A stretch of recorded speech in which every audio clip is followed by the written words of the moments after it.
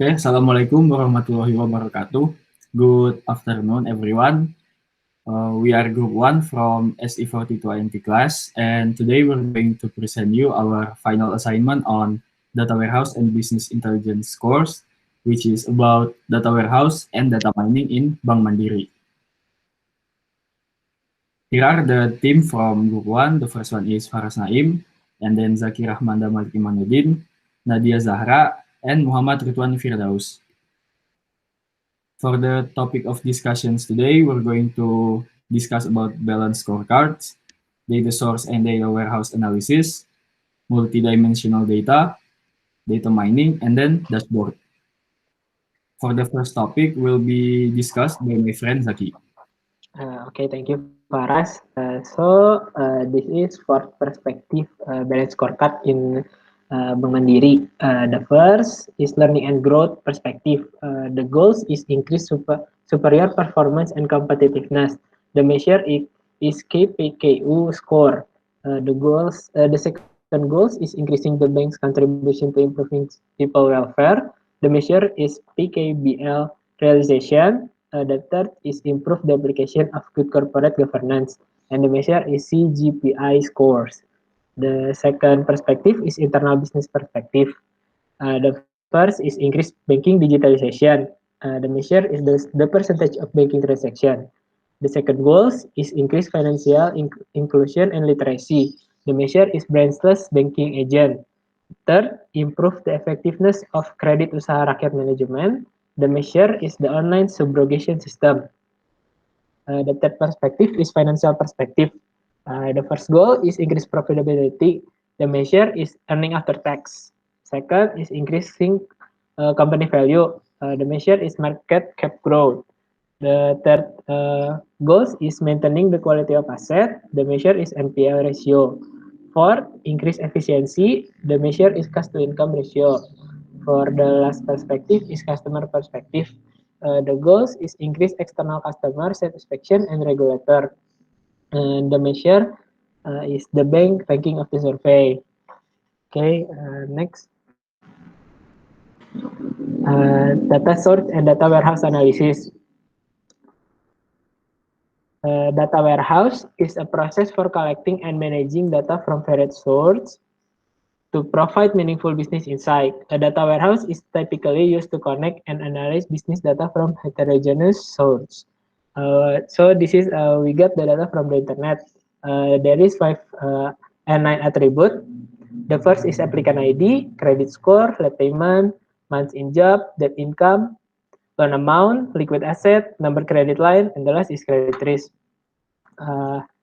The type of data in applicant ID is polynomial and the role is ID. For the credit score, the type data is integer and the role is regular. Late payment has type of data is integer and the role is regular. In month in job, type of data is integer and the role is regular. Debt income ratio, type data is real and the role is regular. For loan amount, liquid asset and number credit line has the same type data. There is integer and the same row is regular. For credit risk, the type of data is polynomial and the role is label. Okay, for the next slide will be presented by my friend Nadia. Okay, thank you, Zaki. For the next part is multidimensional data. Next. A multidimensional database is a form of database where the data is stored in predefined cells and positions. Each cell is defined as a hierarchical number called dimensions. The multidimensional database usually represented in the form of a data cube. Why is because a dataset is represented in multidimensional. Even though it is called a cube, it can represent data in n dimensions. Next. The data in the next part is hierarchical database model. The data in this type of database is structured hierarchically and is usually developed as an inverted tree. The root in the structure is a single table in the database, and the other tables act as branches that flow from the root. A hierarchical database model is a data model in which the data are organized into a tree-like structure. The data are stored as records which are connected to one another through links. A record is a collection of fields with each field containing only one value. Okay, next. The next part will be presenting by my friend Ridwan. Okay, thank you. Next is data mining. In here, I will explain to you about the processing data using data mining. The process is have 5 steps. The first step is load credit risk data set. In here, we load the credit risk data set into RapidMiner. After that, the next step is edit, transform, and load or ETL process. In here step, we pre-processing the data by replace all missing value with average value of that attributes. After that, the process is or the data split into 2 types. The first is training data, and the second is testing data. With the portion of it is 80% and 20%. After ETL process finish, the next is decision tree step. In here, the training data from the after the data split into 2 types, the decision tree or the decision tree operator will classification the training data with the decision tree algorithm, and we use the measures gain ratio in here. After decision tree finish, go to the fourth step. The fourth step is applying testing data into pattern. After the process in decision tree, in here we get the pattern. The pattern in applying testing to pattern or applying model operator, the pattern is applied into testing data. So in here we will get the pattern for new data or the testing data. And then the last step is evaluation with the performance operator. In here, we calculate performance criteria to know the accuracy and the kappa statistic of data mining to get the data next slide. Okay, in here, the result of the applying testing data to the pattern. As you can see, in here shows the credit scores factor is the most influential thing in credit risk. With the left side, the credit scores that has a value of more than 648 scores that has a low risk or even shallow risk. On the other hand, the scores with the less than or equals to 648 scores has moderate risk, high risk, and even we recommend it to not provide the loans. And then the second most influential factor in credit risk is the debt-income ratio. The debt-income ratio factor. With the high debt-income ratio that a person has shown how risky he is if he is given a credit loan from the bank, and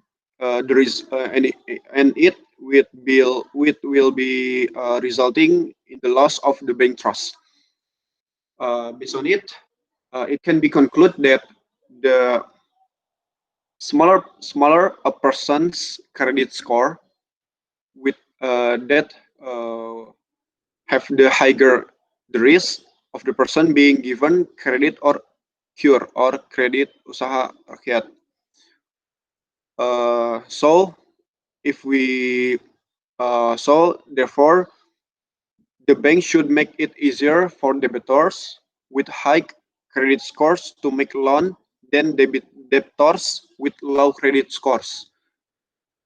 Example such as providing relatively small interest rates for debtors with high credit scores and vice versa.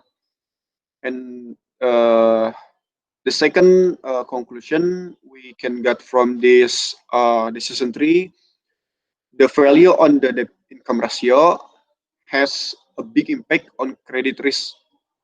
Because why? Because with a good debt income ratio value, it will make it easier for debtors to pay installment, so the bank can more easily trust the debtors.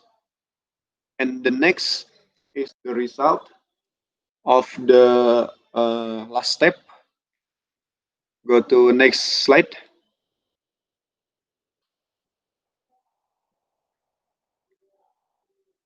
Okay, in here, the result of performance operator or the evaluation step. In the picture that you can see, it shows the result of the accuracy from the decision tree or the process from determining is 97.78%, which shows that the decision tree process is very accurate. Therefore, this pattern can be carried out further to predict the risk level of credit. And the other picture that shows, or you can see the kappa index value is 0.969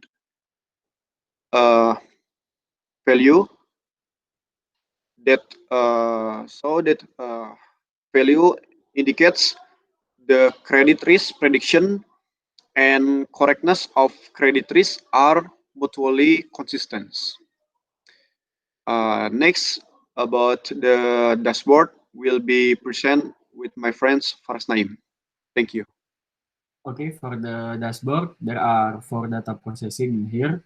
The first one is exposure by credit rating, and then debt income ratio by credit risk, late payment times by credit risk, and then the last one is applicant ID by number of credit lines. For the first data is exposure by credit rating. This chart shows the level of credit risk based on the amount borrowed. For the highest amount of borrowing, namely credit risk, which has a low level, followed by a high, medium, very low credit risk level, and the lowest in the level where it is recommended not to be borrowed. And then the next data is debt income ratio by credit rating. These bell curve charts display the probability debt income ratio of the total data by credit risk level. And the next is late payment times by credit rating. This bar graph shows the credit risk level based on late payment. Based on the quantity of late payment, low risk is highest, followed by high risk, medium risk, low risk, and not lending. And then finally, the applicant ID by number of credit lines. These bubble charts display the distribution point of the number of credit lines on each applicant's ID or debtor. The farther to the right, the more credit lines the debtor has. Also, here the size of each circle shows the value of the credit score owned by the debtor. From the 4 data before in the dashboard, it can be concluded that first, the higher a person's credit score, the higher his chances of being approved for the loan. Second, the high debt-income ratio greatly affects the risk of credit lending to debtors. And then last, with this data mining process, it is hoped that it can help companies improve credit management effectiveness, especially for credit usaha rakyat management, and reduce credit lending risk. That's it from us. Thank you for watching. We apologize for any lack of data and information because perfection is only belong to Allah Subhanahu wa Ta'ala. That's it from Group 1. Wassalamualaikum warahmatullahi wabarakatuh. Waalaikumsalam. Waalaikumsalam.